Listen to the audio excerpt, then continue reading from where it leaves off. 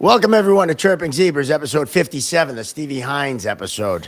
And if you get the joke, you get the joke. Mark Riley alongside Gino Binder Jr. and Josh Dolan. We're on the interwebs today. We'll be back in the studio next week. And we want to thank our sponsor, the Referees Crease, one-stop shop for all your refereeing needs, and also AOA Studios for all the editing and all the editing they do, and also for having a great place to tape a podcast or an album or whatever you want to tape. They are great. Actually, Gino, I was up there Sunday with Pat Shea, our former guest Pat Shea, filming a little bit for Full Ride, the YouTube show. I can't wait for them to be done with that. I know. You playing you were stellar, Academy Award level for assistant coach. Yes, I played the very smart assistant. Oh, you were brilliant. Very intelligent. You were brilliant in the role. Oh yeah. Frankie Chirps is jumping in right off the hop here as I throw sticks at him. Not at him. Don't write letters. So Bridget Prue, what a great guest last week, huh? Yes, she was great. And like the interesting part about her is like she didn't really play hockey, but she found her niche in hockey. On the broadcasting side of things, right?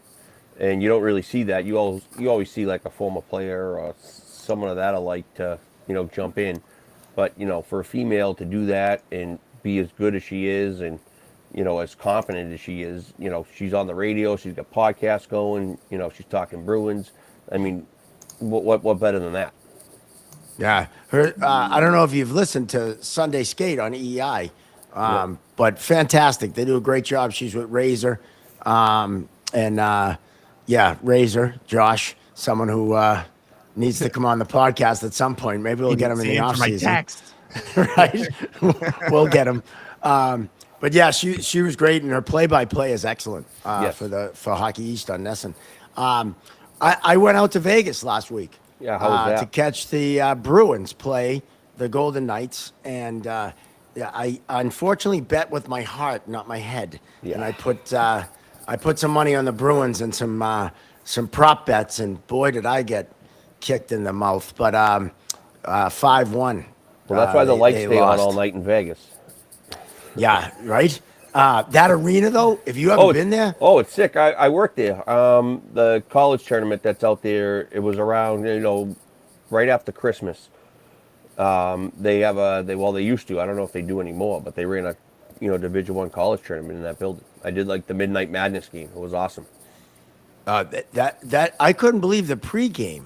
It's like a Vegas show. I mean, obviously it's Vegas, but one of my favorite parts is they have the Vegas showgirls behind the glass behind the warm up, right, for the Bruins.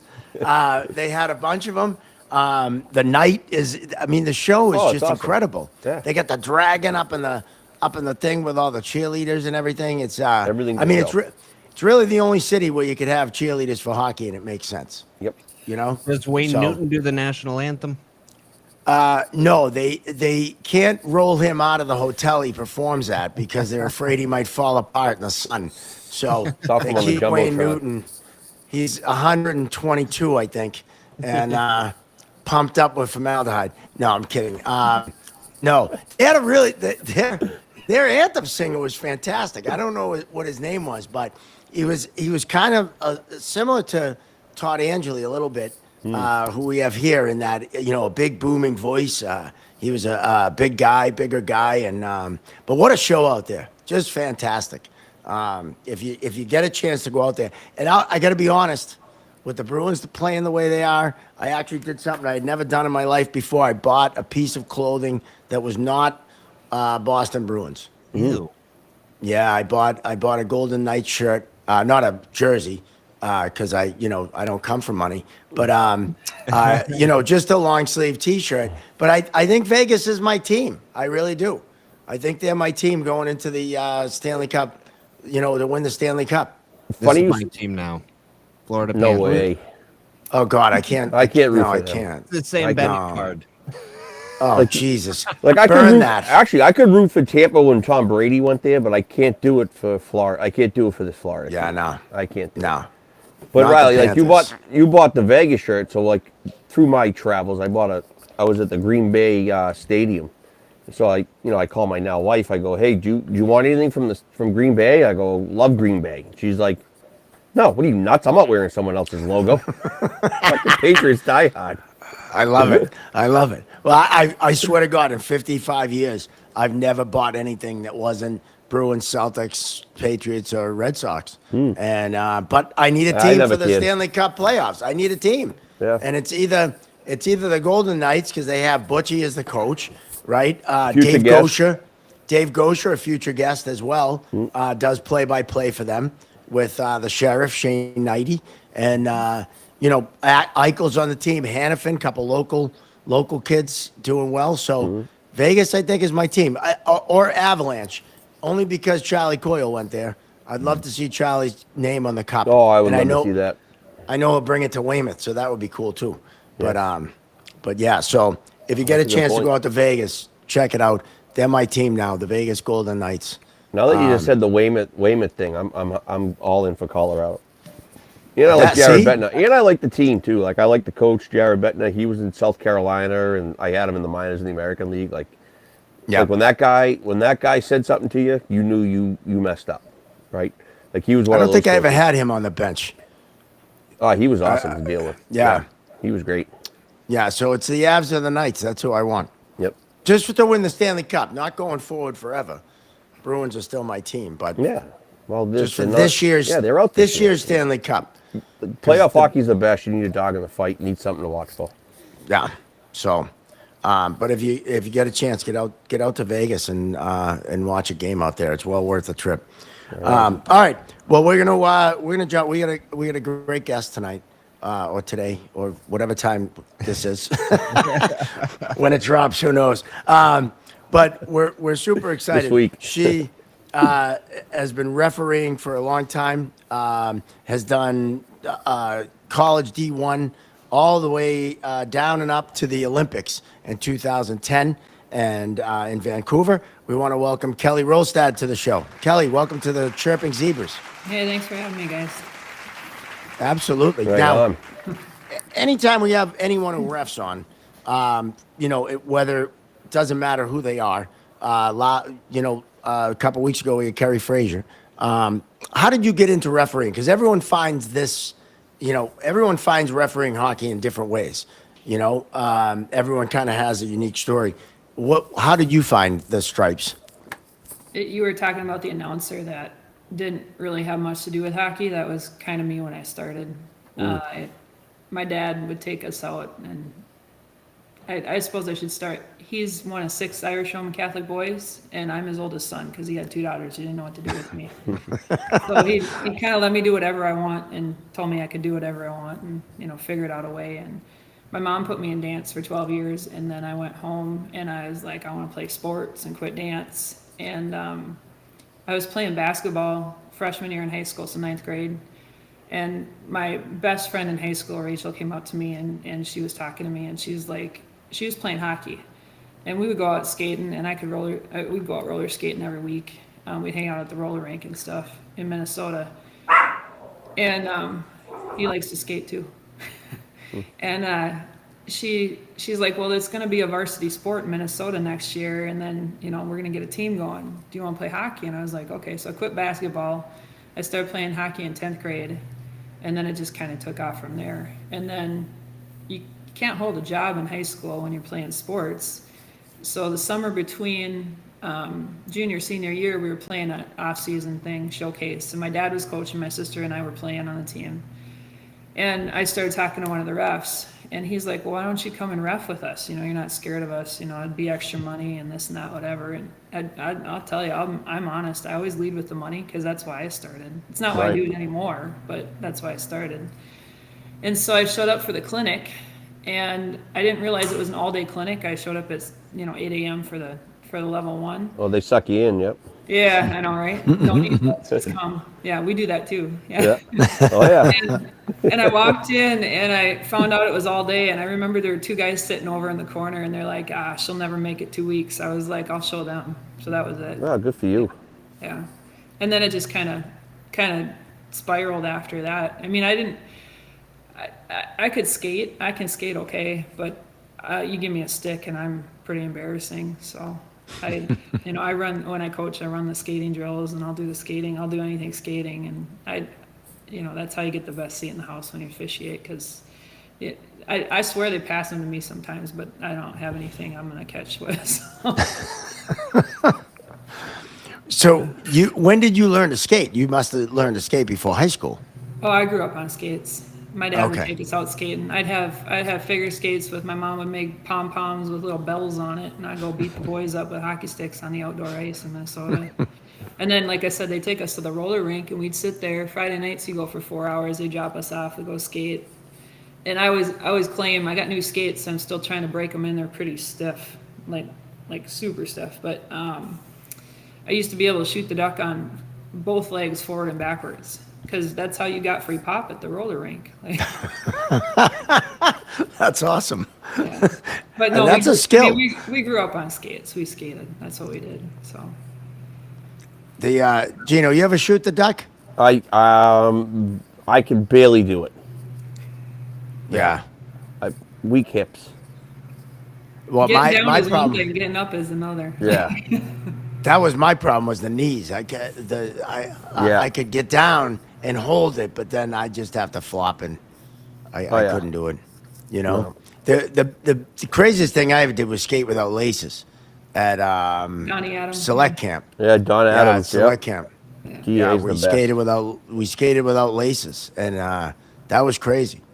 Johnny always said the best skaters, you pull their laces out, they can still skate. Yeah. Well, that was the camp that with the power skating.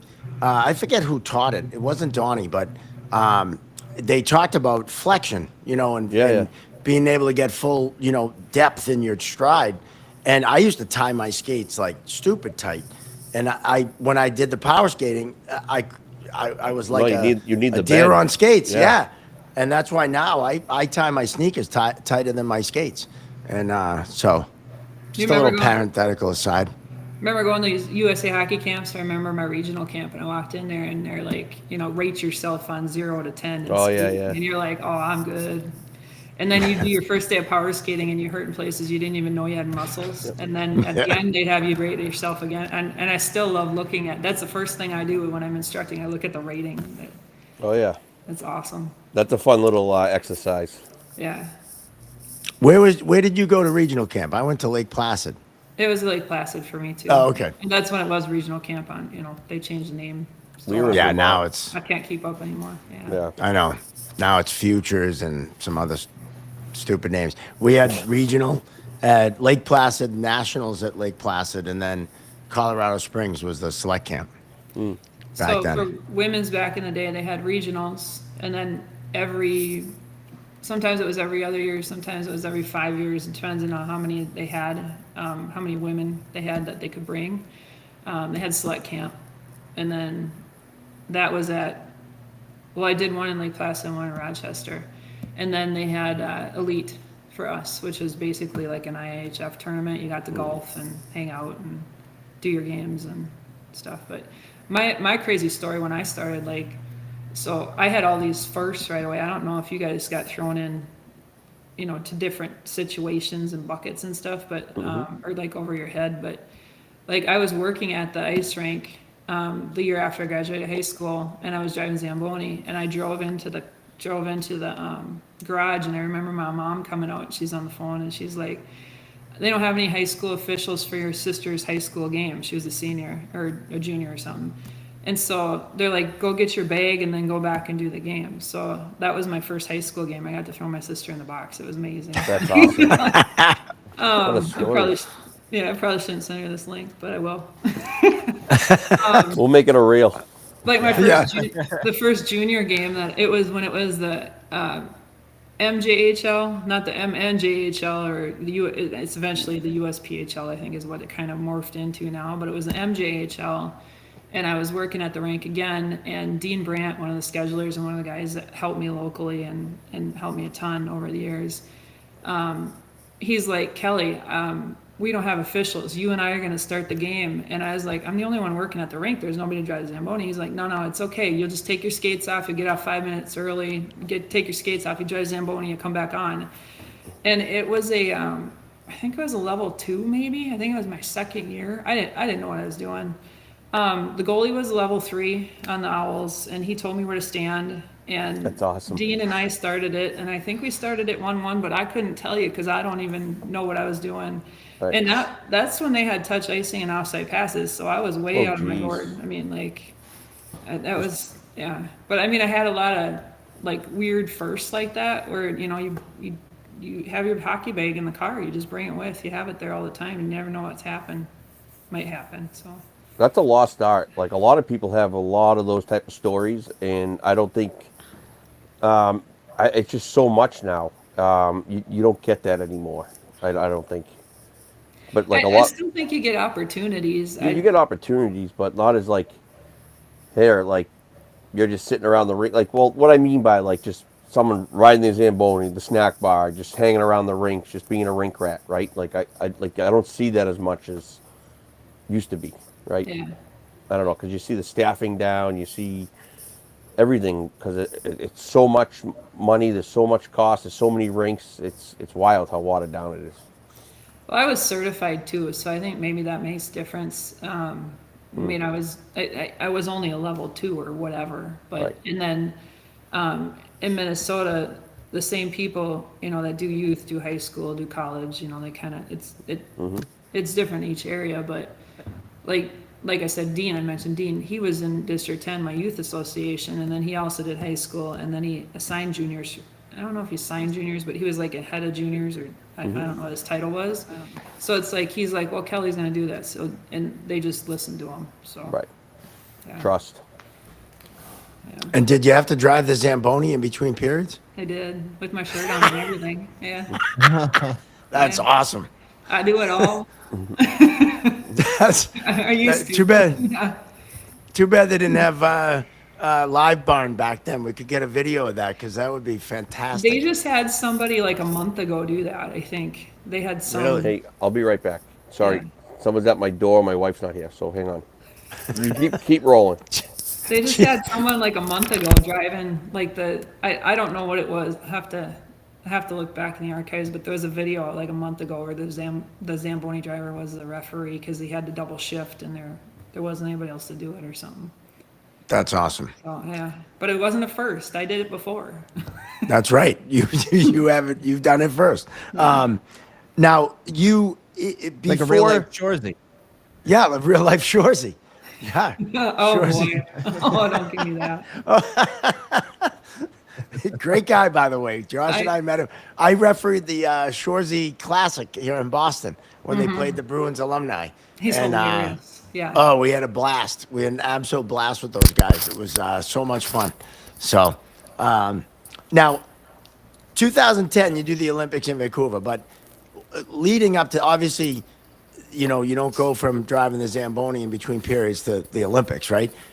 Between then and now, like, lead us up to that, because anyone who works the Olympics, it just, you know, we want to get that experience. But before we get there, how did that kind of come together? I mean, I always say that I was in the right place at the right time as a female, and I worked my butt off and I kept my nose clean because we all know 85% of hirings or firings happen for off-ice behavior. And I just worked hard and I took away the reasons for them to like not put me in the game. I just worked my butt off. I wasn't always like in the club or the whatever, so that's what I looked at. But going back to camp, I mean, it was a whirlwind. Like, I went to regional camp, and then I came back, and a week later, Matt Leaf called me at the house, and he's like, do you want to come back and go to elite? And I was like, so the same year, he's like, I'm not going to internationally certify you, I just want you to know that, but come back and go to elite, because they had some health issues for other officials or something happened. So I got to go to regional and elite the same year, and then everything just kept going. It was just a spiral, like it was crazy. I got a call from Greg Shepard one day. He asked me if I wanted to work at WCHA. I had just gone to the AWCHA championships, and it was out in Boston. I think it was at Northeastern, and USA Hockey had it before the NCAA took it over, and they knew it was coming. I mean, they knew what was going on. But he called me and asked me if I wanted to work that, and then I started working that inaugural season. I shouldn't have been on the ice. Most of the players were older than me. I didn't know what I was doing. I mean, but eventually I figured it out. But it's not like it is now where you're expected to know what to do when you get to the league. But camps and games and games and games and games. I mean, I skated every day. I maybe got a day off, maybe, if it was a snow out or something. I drove a 5-state area for years. I worked college, D1 and D3, and that's what we had in the area in Minnesota and Wisconsin. And then we work juniors, the MJ, junior Bs. I got the privilege to work some junior A stuff over the years. I worked a lot of high school. We have the federation, kind of like you guys do out east in Minnesota. It's not USA Hockey Run, it's federation. What else did I do? I did so many men's, women's leagues. You don't even coming out your ears. I would double, triple stack. I'd go work a junior game in the an afternoon game or something, and then I go do a high school game or vice versa, or flip flop, and then I go do 3-4 men's league at night to gain game experience and game tolerance. I had a mentor that worked with me a long time. He died. So Michael Heick was a guy that worked with me, and I would do 6-8 games with him on a Sunday, and he would just critique me the whole way. And you're not skating hard enough. You're not doing this. You need to get to the net. You need to get your butt back to the boards. It's a slow game. Let's skate backwards the whole game, or play tag, or let's not talk about that though, right? But just work on stuff. He was the one who told me to junior games. He introduced me to Scott Brand and said, "Hey, this is an official that really does a good job. Hustles this, that, whatever." It was gender neutral. And Scotty's like, well, where is this? Where is he? And he's like, well, she's right here. So I mean, surprised it's a girl, because girls didn't work juniors when I worked. I think Vicky Leaf and Yvonne Young and Heather McDaniels, I think that might have been it when I started working juniors. But just, I mean, it was a lot of hours, a lot of miles. And then leading up to the Olympics, of course, the year before when I got the call, it was I was skating on the treadmill twice a week. I was working a corporate job. I was a business analyst at a Fortune 500 company. I was working 60 hours a week, but I still skated on the treadmill twice a week. I still did my high school games at night. I still did the men's league. I didn't sleep. I didn't see my husband. I mean, you just did it. When I found out I was still drinking Mountain Dew, you could have hooked me up to that one. I just didn't know that. And I was, there was a Snickers bar in the vending machine at work. I used to stare at it every day and be like, I'm going to eat that when I come back. And I still haven't eaten one. I think it made me sick. The Olympic year was lucky number 13 for me. It was 13 years. So, I mean, and we talk about it all the time at camps and officials. I miss weddings, I miss funerals, I missed, birthdays, I missed everything. I tell people all the time, enjoy the journey, enjoy the grind, because once it's over, right? And you get opportunities like the Olympics or Frozen Fours or national championships or whatever. That's the reward of the grind, all year long. Right, and this time of year is the best. We're heading up to Manchester this weekend for the regionals. It's college hockey playoffs is here. It's it's the best time of year, and that's what we work for as officials to get those assignments, and that's how you do it.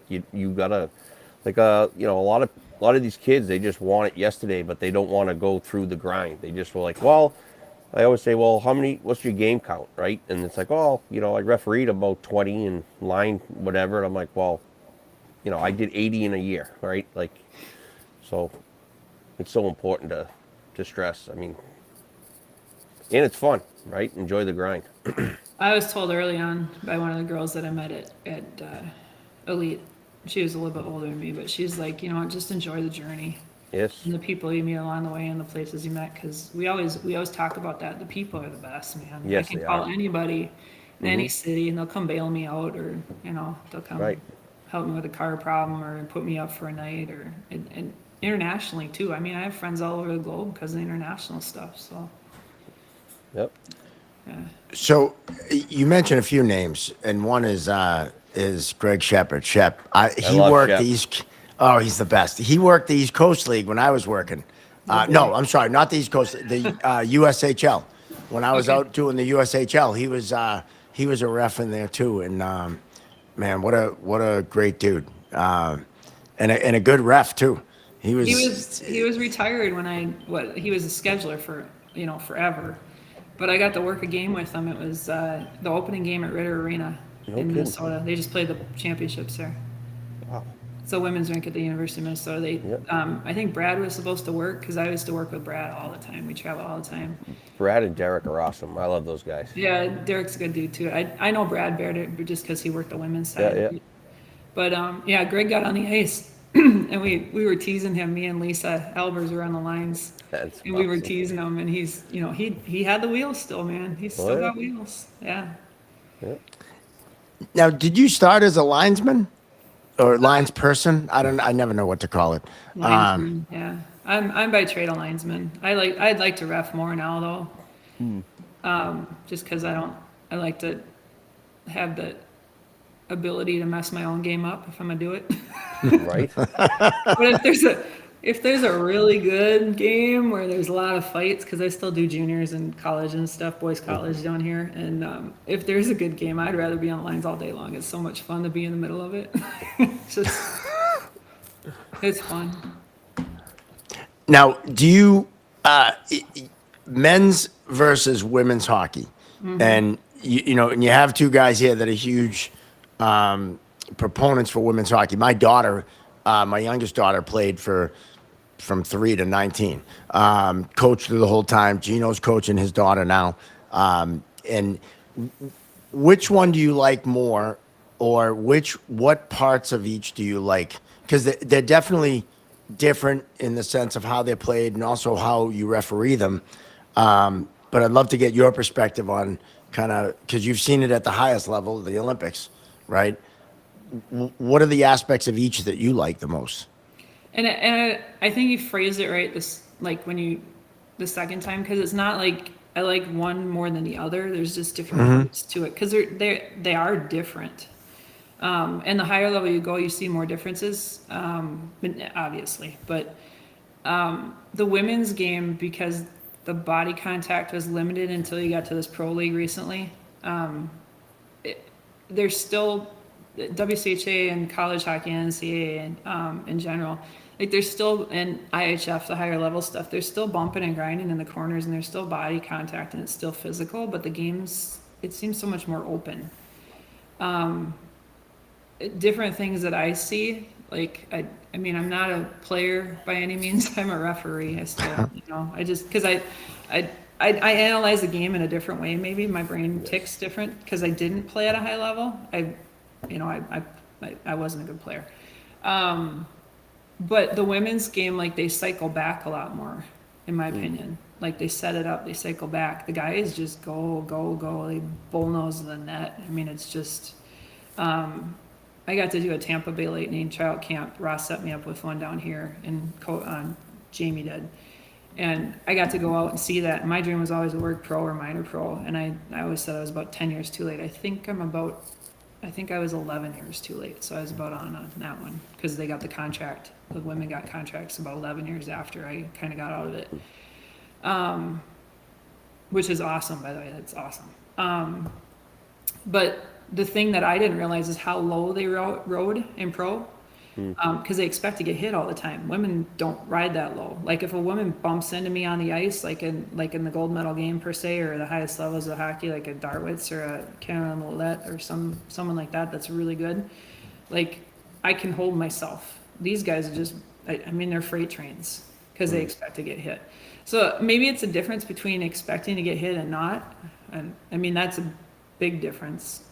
But I would say that's a huge difference, because I deal with it. I'm on, NCAA, supervisor of AHA on the women's, and it's a lot of it is they're not expecting to be hit, and you see them just get blown up, right? And they're like, well, they're not supposed to get hit. But I was like, well, they got to brace for contact, right? Like, you can still angle, and those are still good legal plays, and so like that whole, that's why I have a trouble understanding that part of it. Was like, oh, they're not expecting to be hit, but like expect the contact, right? Like there's body contact, there's all that kind of stuff.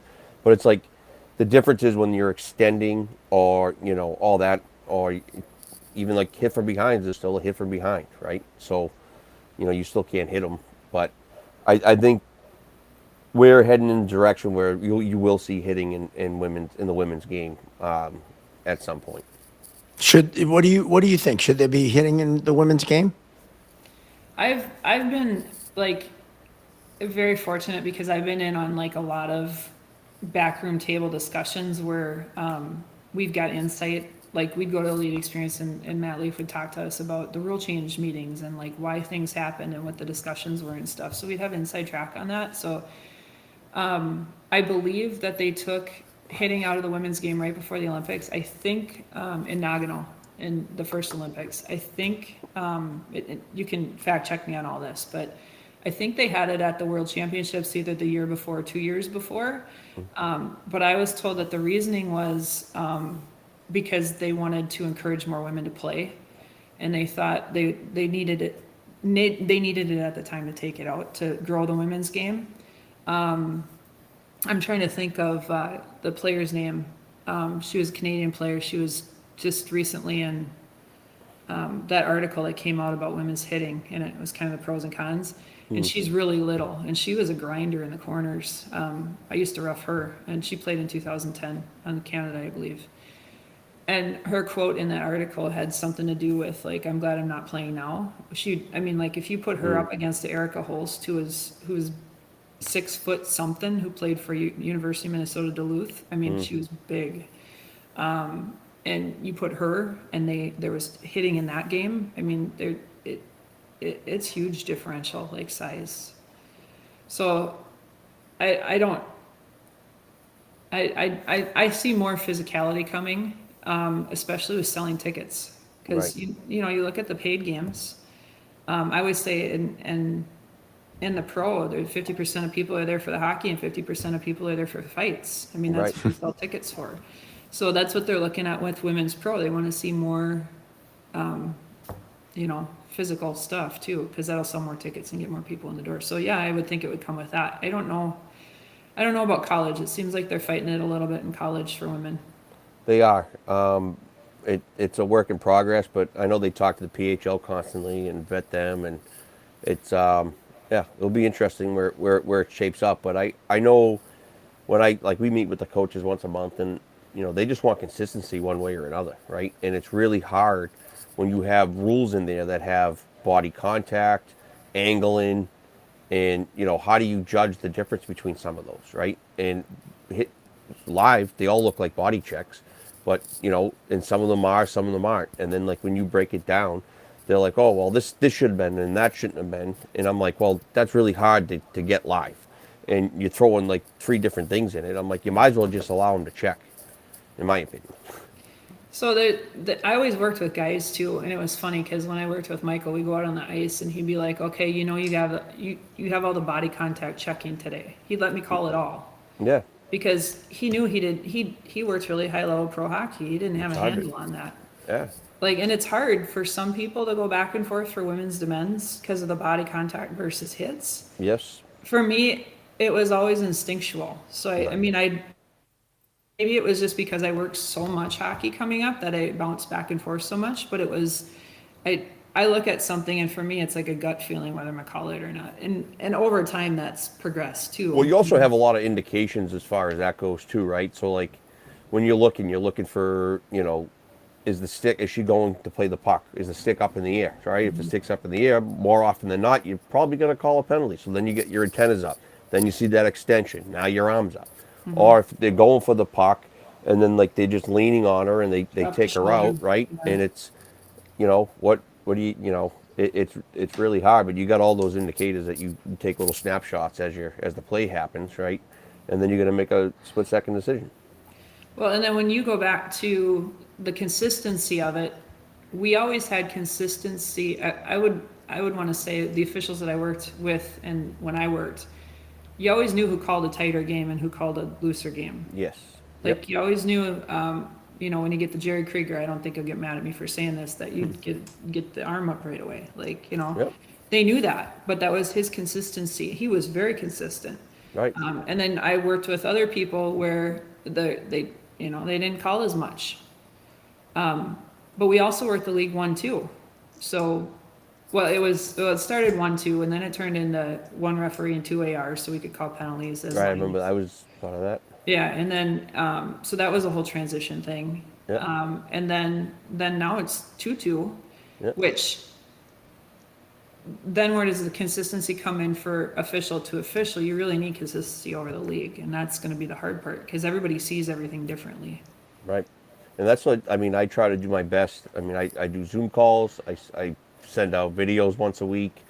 I'm constantly sending Chrissy Langley videos and Jeff Fulton saying, hey, like, get me, I want to guide my officials, and then I can talk to the coaches. I send everything I send to the coaches, I send to the officials, so everybody's on the same page going in.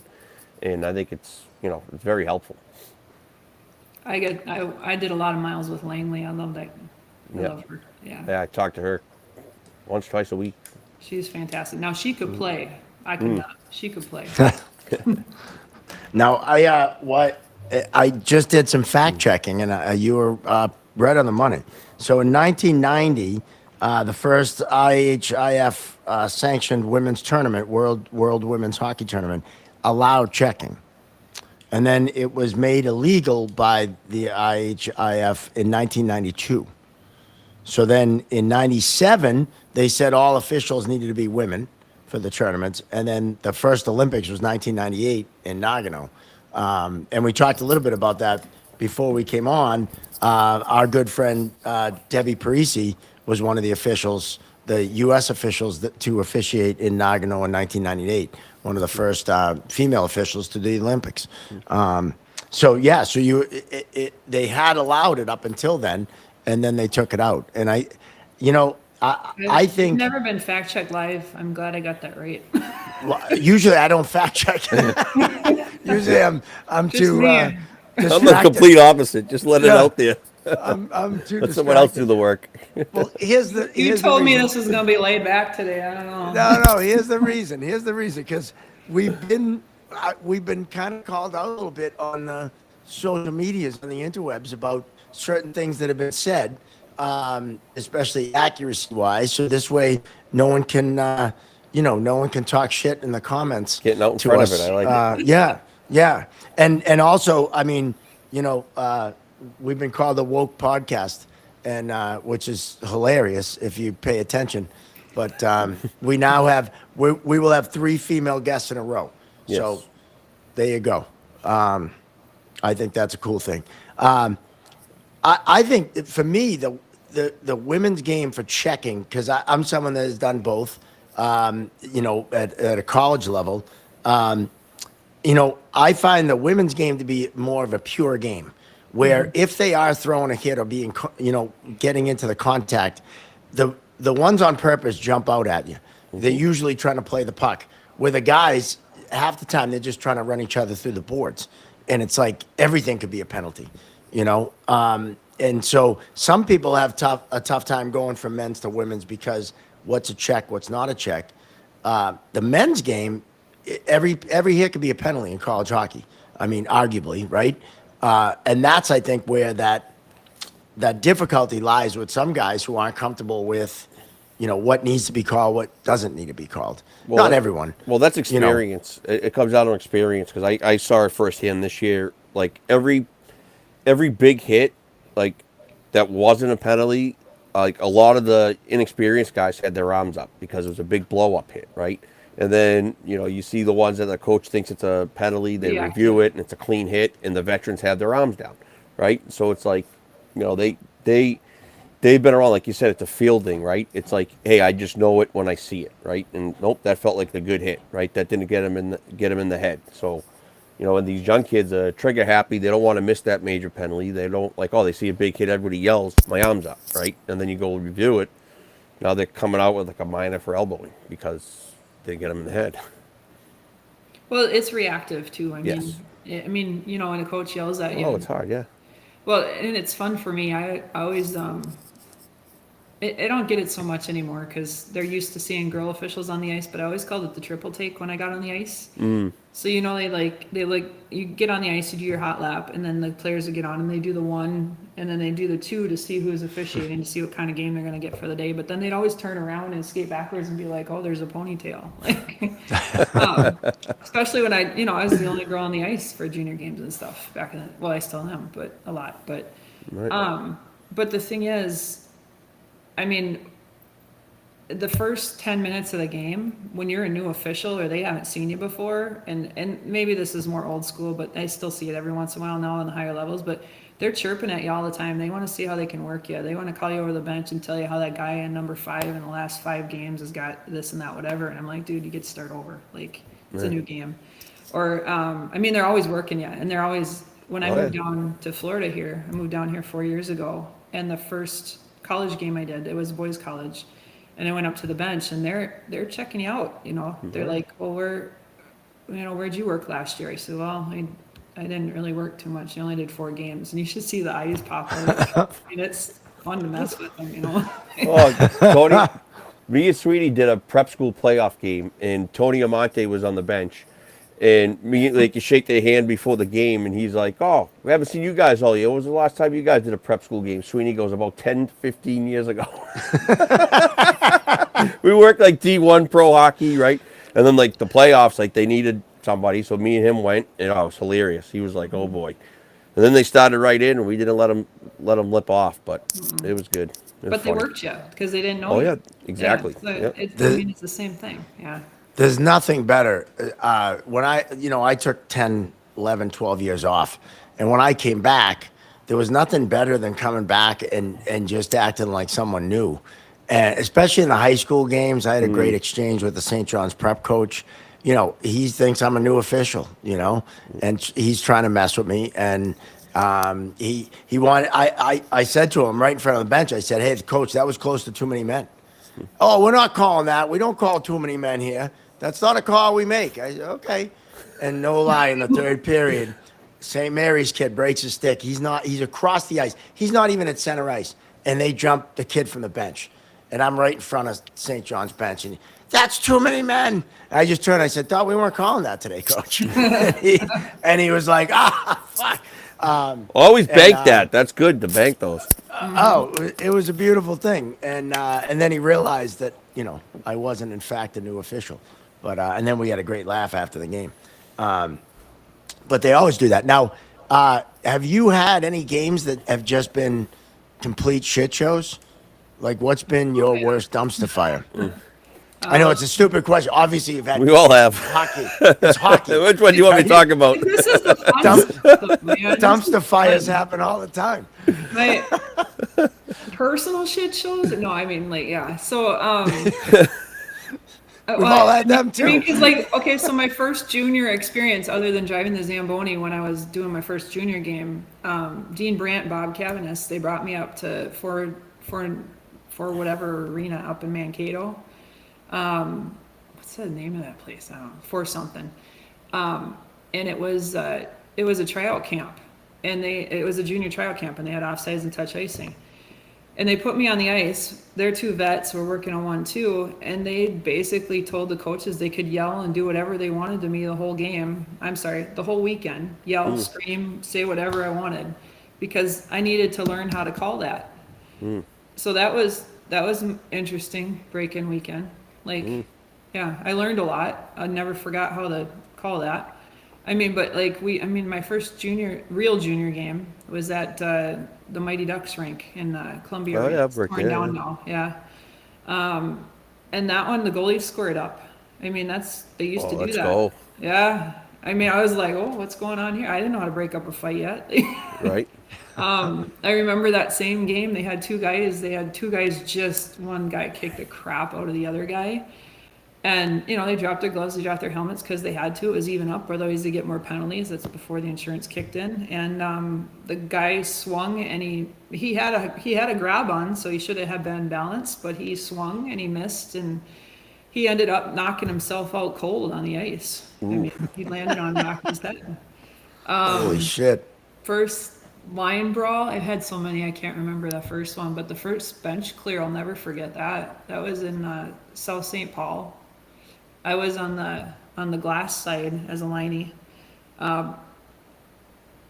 The goalie, somebody ran the goalie, and then somebody cross-checked, or somebody cross-checked the goalie in the back of the neck, and then he skated behind the net to when he got charged, cross-checked from behind in the lower back, and I mean, I thought he was dead, the kid that got hit, and then everybody just jumped in, and all these skates were flopping like this, and I had to go in there and try and figure that out. I just remember from the blue line skating in going, I don't even know what to do. Like, Take your whistle off.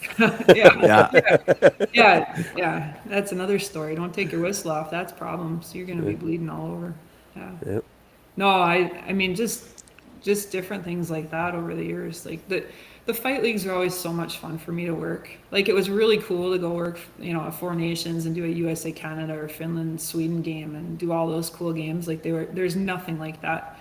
But there's also nothing like being in the middle of fight games. Like, it's just... When a game's on edge, it's like the best, right? Like when it's just hovering and everybody's just on edge, everybody's chirping, the emotions are high, and then one thing just erupts, and then you get the one good fight, because like our adrenaline like rushes as referees too. Like we get in it. Like I used to get into games and get real emotional, and sometimes that's not the best of me, but yeah, there's nothing like it.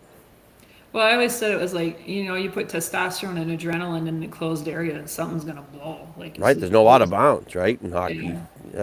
Yeah, and it's fun. I mean, and we used to have discussions all the time because they used to want to take fighting out, and then there was the half shield versus the cage versus the nothing discussion, because you had minors on the ice and then whatever, because the new kids would always cross the center ice line, and they'd always, they do it now, and nobody does anything, and I just about lose my cookies. Like, I can't go over there. Like, Yeah, right. There's no enforcement anymore, though. There's none of that. So, but I mean, they always talked about like the fighting versus the stick penalties. Like, something has to take that bubble down, because if it doesn't, it's going to burst one way or the other. You just have to, So the fight was always nice because it just calmed everything down. Big time. Yeah. What's your thoughts on the half shield in college or in junior? I mean, I know in juniors you have the whole 18 and over thing, but in college that's kind of removed because most of your freshmen are 23. And so, like, we're proponents of putting everyone in college should have a half shield. I think it would change the game. John Gravelise, I don't think it'll ever happen, but And what's your insurance feeling again on it? too. I mean, my feeling, I've only gotten stitches and facial wounds, and I, knock on wood, I haven't been hit by pucks in my face. But I've only gotten facial wounds from sticks in cage games. Mostly boys high school. Yep. One was a youth game, but that was Bantam. It came off a face-off. But most of my facial wounds, personally, I mean, I got 4 stitches here because a kid, carelessly had his stick up. When you put the half shield on, you guys know, like, it's just there's a respect because there's a fear that you might get hit too. Right. I'm an all or nothing, right? Like, I hate when there's like 4 or 5 kids on each team with them, and everybody else has a full cage. If you're gonna do it, everybody should have the same playing field. No, I'm gonna call you on that one. You're a referee. You just want it fair. Yes, exactly. Fair and equal. Yeah. Now, as far as being a woman in the men's game, I'm sure you've had to kind of stand up for yourself when it comes to, because I'm sure there's a lot of guys, like you said, they do the triple take and they see a ponytail and immediately like, oh, what the fuck, right? How have you dealt with that? When I was younger, it was more emotional for me. Like, I mean, I was 19, 20 skating, so I was growing up at the same time. Now I don't, and now I don't really care. Like, I was always taught though, really early, like when I started doing juniors and stuff, like you don't call the, let's just say the weak penalties. Like you want somebody to look at your box score and make sure they're good. Right. So if you can stay away from the hook, the hold, the trip, the interference, stuff like that, and call the cross check, the check from behind, the hit to the head, the boarding, label it something better. I mean, obviously, if it's a hook, you got to call it a hook, but it Right. should be a big one, like on a breakaway, where it's going to be on a highlight reel or a trip or something like that. And that doesn't mean you can't, you don't call penalty if it's warranted. It just means you label it. Like every good penalty can be labeled a couple ways. So pick something good. I'm always about labels because that's how I was brought up. Like if it's between a roughing and a cross check or a head contact, take the more violent one because it looks better. Absolutely. Yeah, and it's hard to argue. But I mean, I don't even remember how many times, I'd call penalty and they'd be like, oh, this isn't girls hockey. Like somebody would yell it. But, they could kill him, they could put him through the boards. I remember it was over in South St. Paul again. And I walked into the rink and it was a junior game and I was there early and had a suit on and stuff. And the owner of the team came up to me and he says, oh yeah, so you're the trainer and we'll get you in the room. And I go, well, no, I'm one of the officials. And he looked at me and he goes, well, why would you want to do men's hockey? My son coaches girls hockey. Why would you want to do? And I was the only girl, I think, maybe at the time working junior hockey and nationally even. And so I said, well, sir, I want to work the best hockey that I can and get as much experience as I possibly can. And I want to go as far as I can with this because this is, it's my job, it's my work, it's my dream. And he kind of poo-pooed me. But I remember that after the game, we had a couple fights in that thing. There were altercations on the ice and stuff. And he walked across the ice, and he was an older guy. He was the owner of the team. He walked across the ice, and he shook my hand, and he said, you deserve to be out here, and it's really nice to see you out here, and you're welcome back anytime. And he didn't have to do that. It showed a lot of integrity. But That's awesome. I mean, and then I guess going back to it, there were a lot of bad experiences. I mean, I've done men's league at the Blaine Sports Center. There's 8 sheets over there, and a guy has threatened to hit me. I mean, I know he's drunk, but and I looked at him, and I just needed to buy 30 seconds. So I looked at him, and I go, I hope you hit me because there's 8 sheets of men here that are not going to be happy with you striking a woman. I want to see how far you get to your car. And then the guys grabbed him and took him away. I mean, his own teammates. But I mean, there's a lot of things that have happened over the years, and I haven't gotten a lot of things because I was a girl, but I have gotten a lot of opportunities because I was a girl.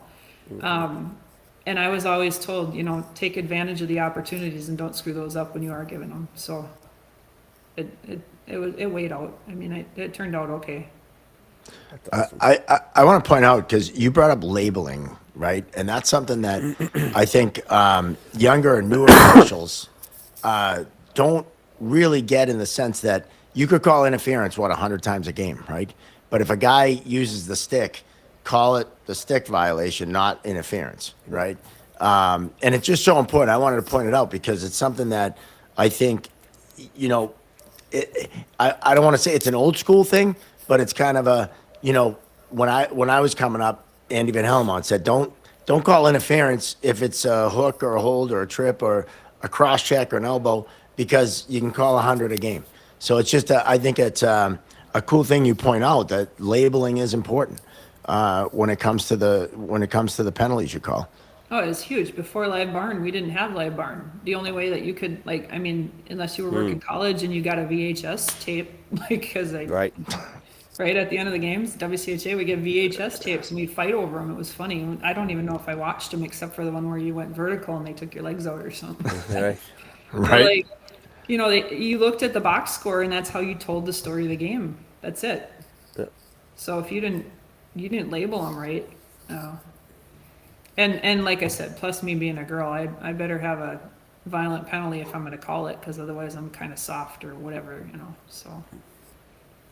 Now, we talked about it with Kelly Cook, and the NHL is pretty much the last pro league that doesn't have a female official. Every other major sports league has a female as an official. And we feel it's, there's, for the quality of the referees that are in the NHL right now, there's plenty of women that could do the job far better than some of the men in there.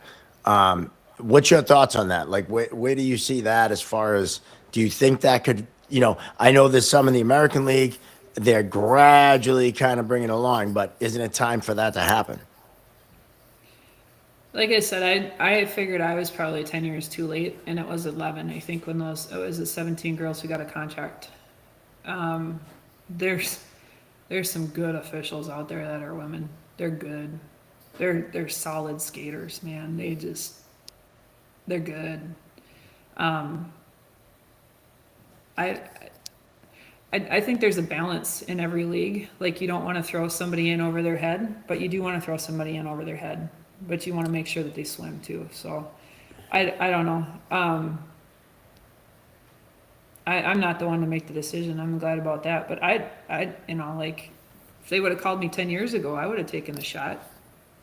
I don't know if I would have sunk or swim or not, but it'd be fun to see a girl out there. Well, the NHL is basically putting people in over their head by plucking these players out, out of the American League or Europe and putting them right into the American League, and some right even into the NHL. And it's proving that it's really not working because, some of these guys are brutal because and nothing against them. They're being put in a situation that's not, they haven't come up through the system. They haven't mastered the junior level and then, and then the minor pro and and worked their way up like a lot of us did back in the day. And Kerry Fraser, Don Kowarski, they talked about it too. Derek Amell, guys that were in the NHL for a long time, they all paid their dues, and then you got guys getting shot right in. That's why I say there's female officials out there that are far better than probably half the guys that work the NHL. I'm still waiting for my call.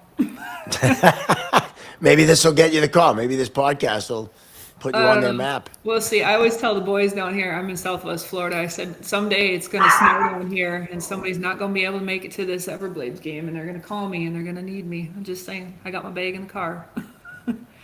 That's awesome. Go ahead. They use a lot more video replay now too. And I don't know, like, that, sometimes that's wild because I don't even know what to say about it. It's almost like it's too much sometimes.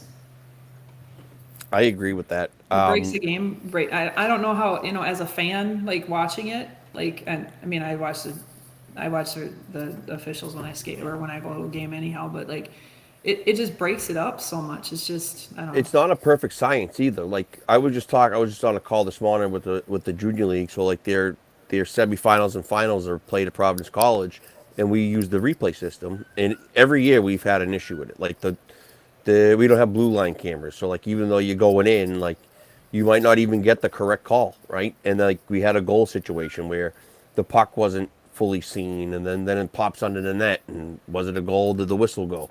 Like, it's all that kind of stuff with video replay that you're like, okay, how do we simplify this, right? Like, then are we gonna go off the NCAA criteria, or are we just gonna kind of make our own and go with just goals?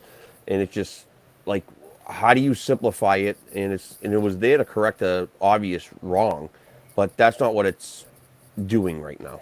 Well, we want to get the call right, and I think the goal is to get the call right 100% of the time. That's why they put so much replay in there. Right. But there's something about taking the flow away too. Yes. Because I can tell you, I missed offsides. I know. Like, I just have, or we've missed different things, but the flow is still there. Right.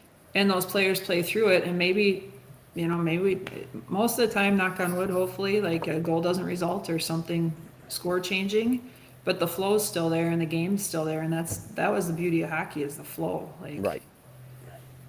And people used to, they could live with those mistakes and moved on because there was 100 different instances, or there was 100 chances where they could have put it in, or they missed the net, or whatever the case may be. And then like, it's us as officials don't want to be the reason why a team lost an opportunity or lost a chance to move on, or we took like we blew our offsides down that was good or something like that, right? Like but we strive for perfection, and it's nearly impossible.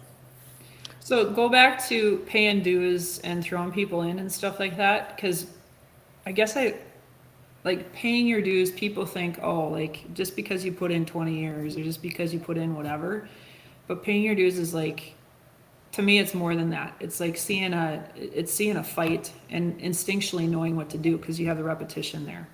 Or, I mean, the first time I saw a bite, I mean, I was 2 inches from the guy's face and he put some other guy's hand in his mouth and bit down on the bone and it's hanging there.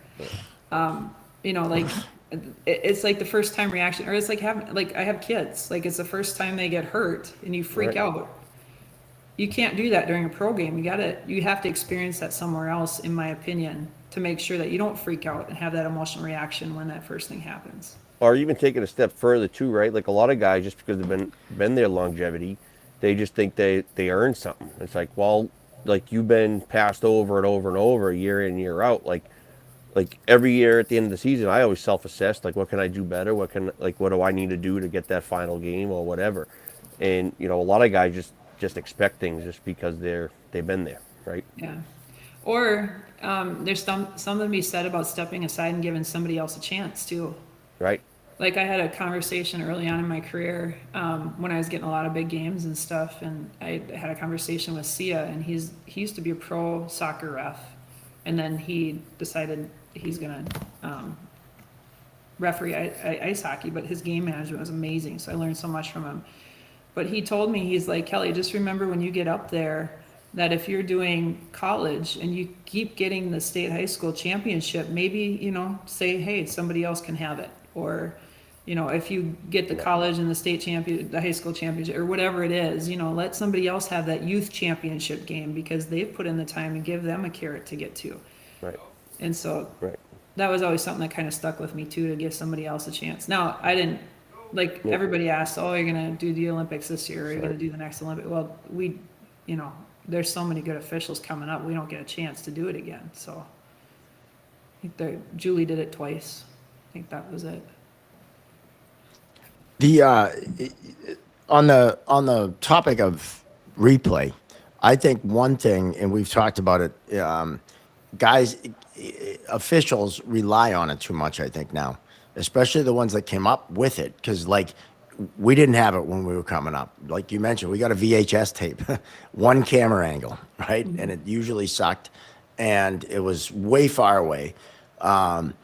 And so we had to learn, make your call, deal with it. Right? No, God, no. We were lucky if it, you know, didn't get eaten by the VCR that was in the apartment, you know?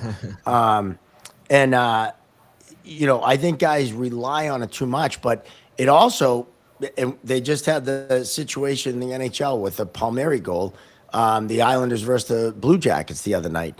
You know, it's waved off on the ice as goalie interference. They look at it, it's clearly not goalie interference, and yet they come out with no goal, and they don't overturn the call. Patrick Roy was not happy with the call, and probably he's going to get a hefty fine because he called out Toronto and the office. But so it's like it's good, and on paper it works, but sometimes it still doesn't work, and they still don't get the right call, you know. And it's like, where's that happy medium? How can we make it so that it works? I don't have the answer. I'm just kind of throwing it out there. Something as simple as, like, you know, when we were at college, we had they always got the assists for us. Right. And it's the consistency of it too, and you know, keeping on top of stuff. Like, I mean, so then I go back and I'd work another game, and I'd be like, well, I know 12 put it in, but I don't have any assists. Like, it's the consistency and the standard too.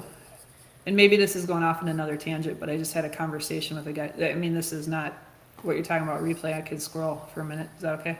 Yeah, absolutely. I was talking to somebody the other day, and I was like, dude, when I came up, I worked a lot of men's league to get ice and tolerance, and I got called every name in the book. I saw everything happen. I mean, it emotionally, I just, you know, had to go numb because I learned how to officiate not by emotion anymore. I just did my job. It was just a job out there. Didn't take personally.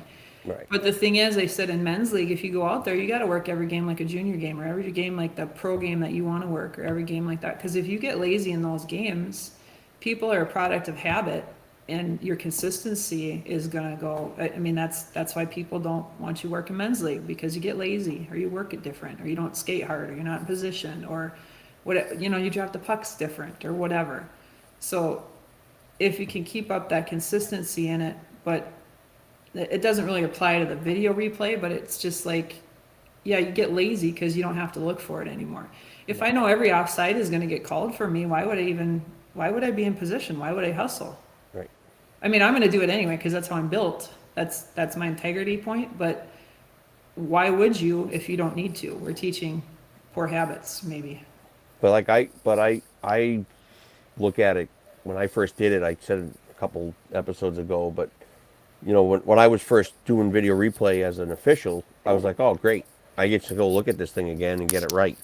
And when you go in, you're like, holy shit. Like the first one I watched, I was like, whoa, that was totally different from what I saw on the ice, and that's not a whatever. And I was like, well, I can't referee like that. I go, I got to referee live. The replay's not there; it's there just to go confirm the call, and that's how you have to think about it. Because if not, you're human, right? Your natural element is just to, all right, well, we can just go look at it anyway, and then you get in the booth, and then it's wrong, or it's like the camera's out, and you can't look at it, and now you go out because you were lazy getting to your line.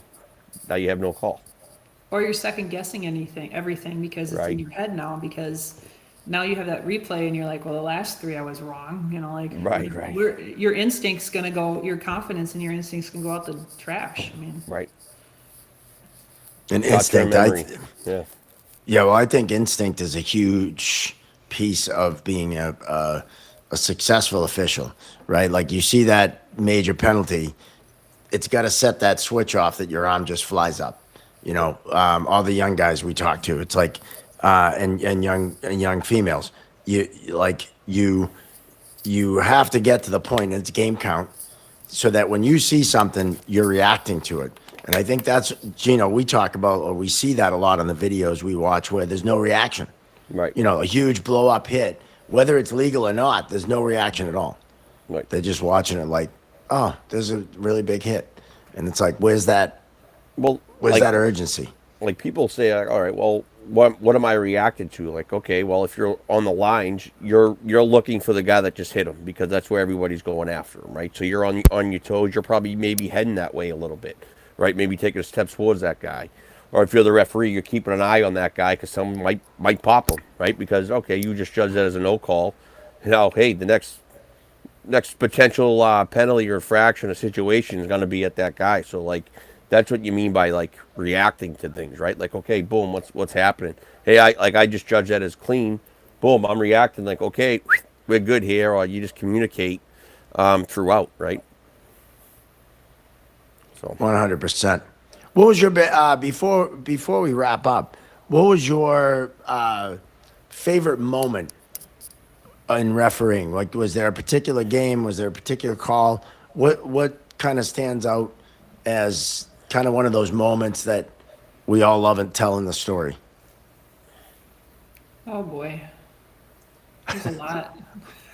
Well, I didn't want to assume it was at the Olympics because we all No. have had experiences, from, youth hockey all the way up to pro. Well, and everybody thinks it's the Olympics, so that was cool that you asked that way too, because it's 13 years. That's your one carrot, like. yeah. But luckily, that was a pretty smooth game. Nothing goofy really happened. So we did. What was it like being over there, though? Like, what was it like doing the Olympics? Being over there, being up there, because it was in Vancouver. I got paid to go skate ice hockey for 19 days. I only did 5 games in 19 days. I didn't know what to do with myself. Like, it was awesome. We ate so much. I mean, we ate a lot. I don't know. We just kind of got to go see everything. We had a little pass to get into all the men's and women's games, and I sat, 2 rows away from Gretzky and the Queen of Switzerland or something. And, I talked to people I probably shouldn't have been talking to. That's what's cool about it, right? Yeah. You get put in places where you never thought you would be.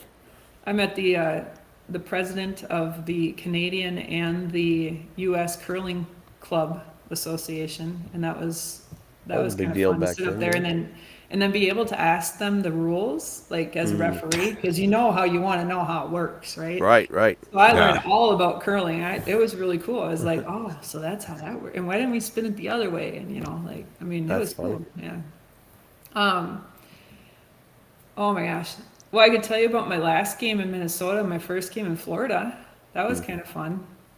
So I've never been escorted out the back of a rink before.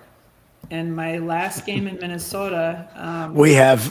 yeah, I mean, you just stay longer. It's not that I didn't deserve it, but, my last game in Minnesota, we worked the USPHL game. We worked at 4-man. It was at my local rink. I was coaching there. My kid was upstairs playing with his teammates and stuff, and I had other parents watching them, so they knew. And the owner of the visiting team, who might have had some beverages, he wanted to come down and talk to the supervisor who I was skating with. And he knew this, like he's been texting him, calling him all day, tried to come down. So long story short, it wasn't a call, it wasn't the game, it was just because we were avoiding people.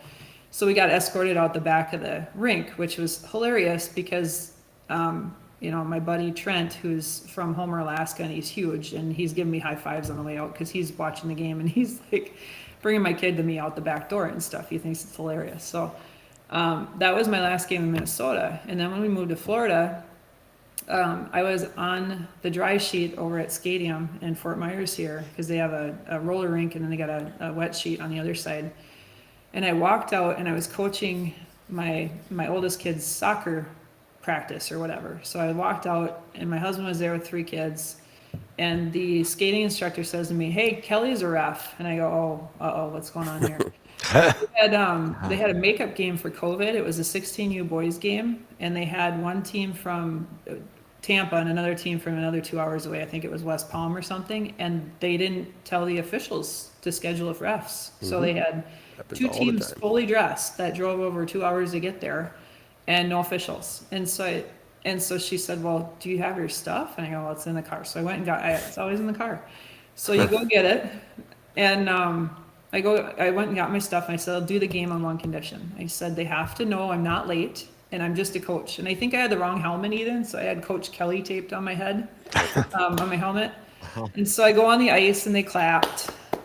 Oh, and I should mention too that Lisa, the skating instructor, she says to me, "Well, I'll get somebody to stand on the lines, like just a parent or somebody, so they can help you." And I go, "Oh no, they'll get hurt. I'll just do it by myself." And she says, "You can do that?" I go, "We do this at home all the time." Yeah. So I get on the ice, they clap. I go over to the benches. They said, "I'm going to do my best to call whatever, but you guys are going to have to help me, and there's no crazy crap going on today, right? Nothing behind, just keep them under control." "Oh, we're just so glad you're here." So, and then I skated the game by myself. I think my partner showed up from Christmas shopping. They called somebody in. Sean Hoover showed up at like 7 minutes left. The poor guy, he should have just stayed shopping. I felt bad for him. And on the way out, they clapped for us. And then on the way to the parking lot, there were 3 parents that offered to pay me. So, I mean, I went from getting escorted out the back of the rink to going, "Oh, this Florida hockey is not so bad." You paid 3 times. I should have taken the money. I didn't. Always take the money I know. after the game. Before It was you can get in the trouble. first. I didn't know how to handle that. The first, you always have to figure out how to handle that. That's funny. So. That's awesome. Yeah, I've been escorted out of a couple of buildings, and like had people waiting. It was ugly. Did you win it? 3. Oh yeah, of course. yeah. I owned it. Valentine's Day Massacre in Birmingham, Alabama. About 3,000 people in the parking lot, and the cops walked me out, and it was it was actually pretty funny. And I sat in the shower on a folding chair for about an hour, figuring, everyone will leave. And the cop poked his head and he goes, "Dude, they're not leaving." So that was, and they actually took me. I couldn't go right to the hotel. They took me up on the highway down 3 exits. I had a cop escort, one in front, one in back. Oh, they and they followed looped back you. around. Oh yeah, they looped back around because all these crazy people were pissed at me. And oh yeah, it was that was quite a night. And the Brown County Coliseum in Green Bay, Wisconsin. My one trip over during the season, Pissed everyone off so much, about 500 people waiting in the parking lot. And that got me out of driving to Green Bay again until the finals. So worked out because Green Bay, that was a suck ride from where were we? Apple Valley, I think we had the apartment. There's not like really anything around Green Bay. It's like Nothing. yeah, and Nothing. we went there for a national tournament, it was nationals one year, and we like they took the instructors out for a steak dinner most of the times. We went to Perkins. That's all they had. Yeah. Perkins steak dinner. Yeah. It's awful. It was cool to see Lambeau Field. Yes. Yeah. Because that was like right there, and basically the rink was right behind basically the rink, parking yeah. lot. Yeah, that was kind of cool. But other than that, the ride sucked. The fans sucked. The coach and I didn't get along. We did the following year, but Don't hold back. Tell us how you really feel. no, I'm okay now. I've gotten over it. But that was the game where Donnie Granado was the coach, and he tried to attack me in between periods. We almost had a fist fight in the runway, and that was the game 3 of the finals that year. And but he moved up to the East Coast League the next year with me, and we had a good talk before the first game, and everything was cool. You know, it was just emotional. You know, it was just in the moment, and I was a smarmy fuck from Boston who, you know, had an attitude, and he was the same. So that was all good. Well, But- it's those coaches too. Like they're always like, well, you know, thanks for not getting mad at me or whatever. And I was like, you know, it's the emotional reaction versus you cross the line and you're not really there to play anymore, or you're not. Right. Yeah. I mean, so the emotional reaction, a lot of them we didn't have problems with. Like, And you can sense their frustration too, right? And you're like, I get it. I've only tossed 3.5 coaches in 28 years. Yeah. That's awesome to hear. mean- And But well, it doesn't mean, you know, like our tolerance level is a lot more than it should be now. Agreed. yes. I think we need to crack down on that. We can have another 3-hour conversation on that, but Yes. I mean, most of the time when you can communicate efficiently, it works. But Well, when I look back at a lot of those kind of situations after coaching for, you know, I coached the JV prep team for a long time and my daughter's teams, I would have probably fucking done the same thing as he did that night, you know, for the situation. So we got to bet on when Gino's going to get thrown out as a coach. No. I got tossed a couple times back in the day, but I was right both times. But I still got a few years because she's still a U10, so it's not serious yet. yeah. You around you 14, you're gone. Oh I yeah, guarantee it. 14. You're gonna get gassed. Yeah. Oh, I can't say Yep. midgets, but Well, you can, but we just get in trouble in the TikTok. That's all. U18. So, yeah, my favorite part of hockey. Well, Kelly, this has been awesome. Yes. You know, it's you know, your perspective on things is just, you know, it's cool to hear, and for anyone who worked the Olympics, man, that's pretty so sick cool. in my book.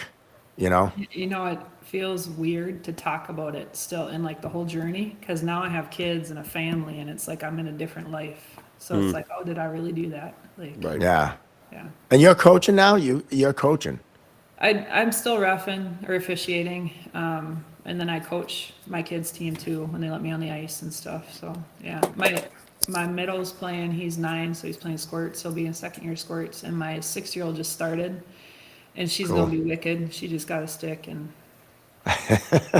she can take more penalties. awesome. Than I probably did. Yeah, she's fun. That's awesome. They're both fun. I mean, all 3 of them are fun. My oldest one's not playing anymore. He does other stuff, but yeah. But you guys know, after you have kids, it like shifts. It's totally different. Oh yeah. Yep. Absolutely. Well, I think any final thoughts from anyone? That'll be interesting. Okay. No, I'm just saying we got the regionals. I was trying. I was just waiting for you to wrap it up, but yeah, no, I was Bentley's just playing trying to- BC. They're gonna upset them this weekend. There's my Yeah, final that's a thought. That's a big game. Although you and by the time this drops, this will all be over. But I will mention my Curry Colonels, Curry College in the Frozen Four of Frozen Four. D3. Along with Chris Henry, who's working up there. Yes, Chris Henry. Got to give a shout out to him. He's working the Final Four, and you know we're always it's always fun to watch guys that you work with and saw develop, kind of do games like that. It's pretty cool. Yeah. And of course, it should be a Curry. They're the number one ranked team in the tournament, but of course they couldn't host because they play at the Canton Ice House, and not exactly a building to host a Frozen Four in. No. So unfortunately, Utica is the place where it's happening. But hopefully, by the time this drops, I'll be able to celebrate a little natty ship with Curry, my alma mater. So